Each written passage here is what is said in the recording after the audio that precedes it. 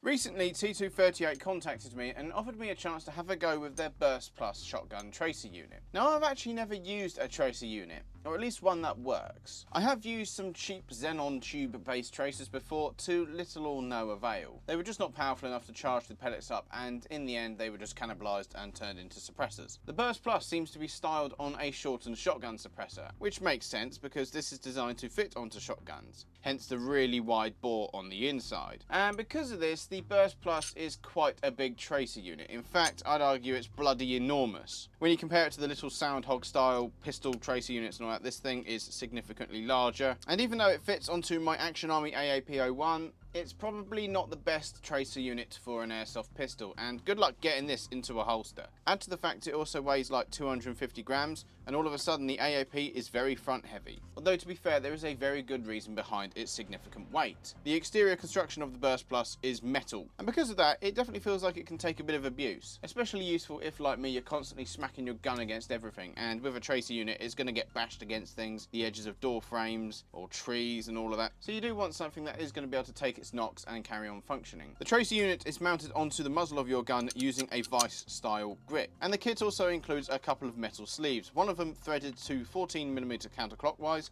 for standard airsoft suppressor threads, as well as this one which has a threaded hole along with a grub screw, and this is just 16mm unthreaded. But I quite like the vice mount as someone who has a habit of getting awkward airsoft guns that have stupid muzzle threads, like my Bolt AKS-74U here. Underneath the flash hider on the bolt there is a 24mm clockwise thread, and once I've loosened the two grub screws on the bottom of the tracer unit, I should then be able to slide it over the barrel like so, and then I can tighten them up and it will clamp onto the suppressor threads, and it works brilliantly on this.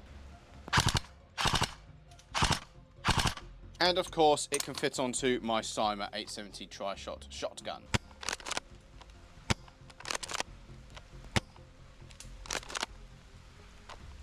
The Burst Plus uses an integral rechargeable battery which can be charged using a USB-C cable provided. I haven't had a chance to test how many shots you'll get on a single charge, but frankly it's going to be so many, I imagine, because this has got like a 700 mAh battery in it.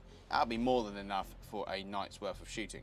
Once you remove the little silicone rubber waterproof cover for the USB-C socket, you can then plug it in and charge it with a USB power supply. And on the front of the tracer unit you have three LEDs which form an RGB array, because this tracer unit generates muzzle flash. Of course this is nothing new, tracer units have been doing this for a while, but I'm a big fan of muzzle flash, so that got me very excited about this thing. The muzzle flash has several different colour modes, including rainbow and dynamic gunfire. I'm not completely sure what dynamic mode does, and given my colour blindness I probably don't appreciate the various colours that this thing can generate. My personal preference is a yellow flash, as it's a bit more reminiscent of the muzzle flash you'd get on a real gun. Now I'm not too keen on a rainbow muzzle flash, but the tracer unit can still do it if for some reason that is to your taste. Now if we quickly press the button on the front, we can turn the tracer unit on. Now this is in the first mode, which generates muzzle flash as well as the tracer effect. So if I stick my finger down the end, you'll have the muzzle flash as well as the flash on the inside of the tube to charge the pellet as it flies through. And if you briefly press this button, you can change the colour of the muzzle flash. So right now we are in dynamic mode, and I don't know what that does. I can't really see a difference. It looks white now. Okay, it's looking a bit, yeah, I don't know. I'm colorblind, give me a break. If we press it again, we then can go to red, and we'll go to my personal favorite, yellow. A nice fiery yellowy flash. And you've got various other colors, including green, whatever that is. They've called it young. I can't tell what that is. It looks like a dark green to me, or maybe a brown, I'm not sure. Blue, pink, and white. So right now we have a yellow flash as well as the tracer effect. If we then hold the power button in for 2 seconds, we can switch it to tracer only. So there's no muzzle flash, just the flash to charge the pellet. And then if we hold it for another 2 seconds, we can turn it on to flash only.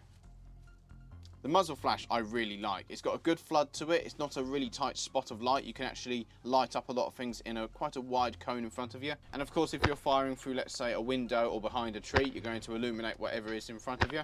And then if we hold the power button in for another 2 seconds, it turns the tracer unit off. And it also has a 20-minute automatic shut-off, so I imagine if there's no activity, after 20 minutes it'll power itself down. Performance-wise, it does a very good job at charging the pellets. The pellets I used are Vorsk .25 green tracers, and these are easily visible on a dark and rainy night. And another thing I noticed as well is that because of the wide bore on this, it acts as a crude amplifier. My AAP01 sounded significantly louder than usual, especially from the front.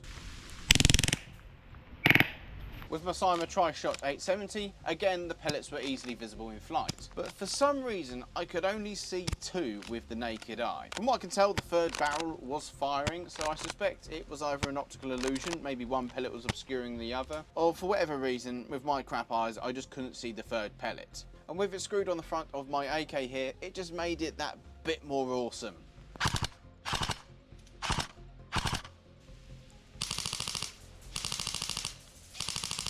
And when it's jumping around on full auto with the bolt making all of the noise and the flash out the front and the tracer rounds, it just made this gun a bit more awesome.